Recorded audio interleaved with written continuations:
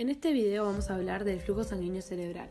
El flujo sanguíneo cerebral es el volumen de sangre aportado al encéfalo por unidad de tiempo y puede expresarse como el cociente entre la presión de perfusión cerebral y la resistencia vascular cerebral.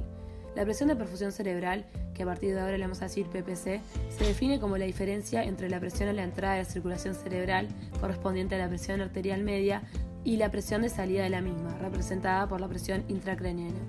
La resistencia vascular cerebral, que a partir de ahora le vamos a decir RBC, es directamente proporcional a la viscosidad sanguínea y a la longitud del vaso, e inversamente proporcional al radio del mismo.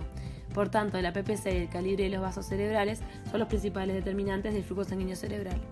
Las estructuras encefálicas requieren un aporte continuo y suficiente de nutrientes para mantener su alto índice metabólico, por lo que es imprescindible una regulación constante del flujo sanguíneo cerebral, la cual se da principalmente por cambios en la RBC, variando así el calibre de los vasos encefálicos.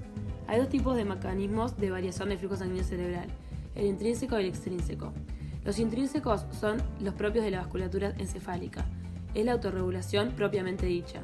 Es la capacidad de mantener un flujo sanguíneo cerebral constante a pesar de variaciones en la PPC mediante cambios en el calibre de los vasos arteriales, efectivos dentro del rango de PPC de 50 a 150 milímetros de mercurio, por lo que un aumento de la PPC se asocia a vasoconstricción arteriolar y descenso del volumen sanguíneo cerebral, y una disminución de la PPC se asocia a vasodilatación arteriolar y aumento en el volumen sanguíneo cerebral.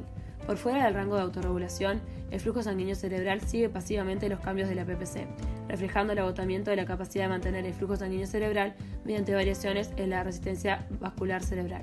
Si la PPC cae hasta el límite inferior del rango, el tono del músculo liso vascular es mínimo y la vasodilatación máxima. Por tanto, hay una mayor disminución de la PPC, provocará una caída de la presión transmural con colapso vascular. Hay diversas teorías no excluyentes que explican este fenómeno fisiológico.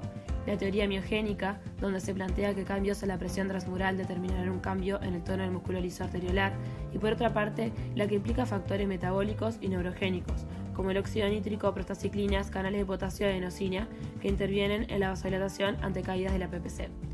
Dentro de los mecanismos extrínsecos, tenemos los factores cuya variación modifica el flujo sanguíneo cerebral. Está el metabolismo cerebral, que existe una correlación directa. Si aumenta el metabolismo, aumenta el flujo sanguíneo cerebral por producción de sustancias vasodilatadoras. Está el contenido arterial de dióxido de carbono. Aumentos de la presión arterial de dióxido de carbono derivan en potente vasodilatación, donde por cada milímetro de mercurio que aumenta la presión arterial de dióxido de carbono, el flujo sanguíneo cerebral aumenta alrededor del 3%.